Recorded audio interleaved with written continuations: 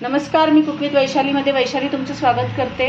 गोकुळ अष्टमी आहे, त्यामुळे मी श्रीकृष्ण भगवानसाठी पंजिरी रेसिपी बनवत आहे। त्यासाठी मी 1.25 चमचा धणे घेतलेली आहे। प्रत्येक हे माप जे आहे ते देवाला जे आवडते आकडे असतात त्यानुसार, म्हणजे 21 बदाम 21 घ्या, मखने 11 घ्या, तुम्हाला काय मनुका आहेत त्या 1.25 चमचा घ्या किंवा छोट्या वाटीने 1.25 वाटी घ्या।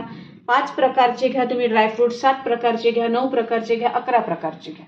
तर आपण आता ही छान थोडीशी गुलाबी होऊ देऊ। तुम्ही धना पावडर टाकली तरी चालेल, पण धना पावडर थोडी जळते लवकर म्हणून नाही। आता मी हे थोडंसं गुलाबी परतून याला मिक्सरमधनं बारीक चमचाभर तूप घातलं। आता आपण याच्यात डिंक तळून घेऊ।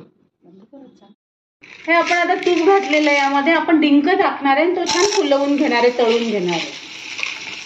हा डिंक छान फुलला, आपण आता चमचाभर साखर घालून मिक्सरमधनं बारीक करून घेऊ। तूप घातलं, परत आपण तूप लागतं जरा याला।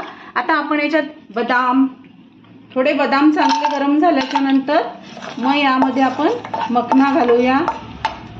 मखना थोडा चांगला झाल्याच्या नंतर यामध्ये आपण अक्रोड घालूया। हे अक्रोड घातले, आपण जे ड्रायफ्रुट्स असतील तुमच्याकडे ते घालू शकता। आता सगळ्यात शेवटी आपण यामध्ये खजूर आणि मनुका घालू आणि गॅस बंद करून घेऊया। गॅस बंद करू। आता आपण धना पावडर, छान धने भाजून घेतले आणि गुलाबी आणि त्याची पावडर केली।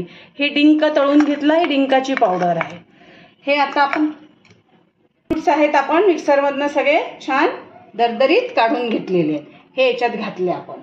आता आपण इकडे छान असं एकत्र करून घेतलं। आता इकडे कढईमध्ये आपण तूप घालणार आहे, अर्धा चमचा तूप घालू। धने पावडर जास्त घालायची असेल तर जास्त घालू शकता।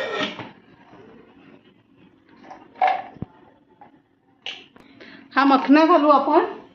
मग यामध्ये आपण चारोळी घालू, छान थोडंसं हलवून घेऊ।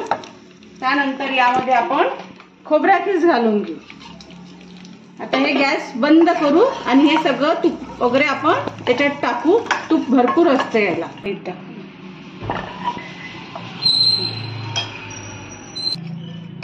यामध्ये आता पिठी साखर, यामध्ये 2 चमचे पिठी साखर। तयार आहे आपली आता पंजिरी डिश। ही तयार आहे आपली पंजिरी। श्रीकृष्ण भगवानांना आवडता प्रसाद, नक्की करून बघा, खूप छान। 5 ते 6 8 दिवसही चांगला राहतो। प्रसाद आहे म्हणून थोडाच केला, संपलाही पाहिजे। नक्की करून बघा। माझ्या चॅनलला सबस्क्राईब करा, लाईक द्या, कमेंट लिहा। श्रीकृष्ण भगवान की जय। परत भेटू कुक विथ वैशालीमध्ये दुसरी छान रेसिपी घेऊन।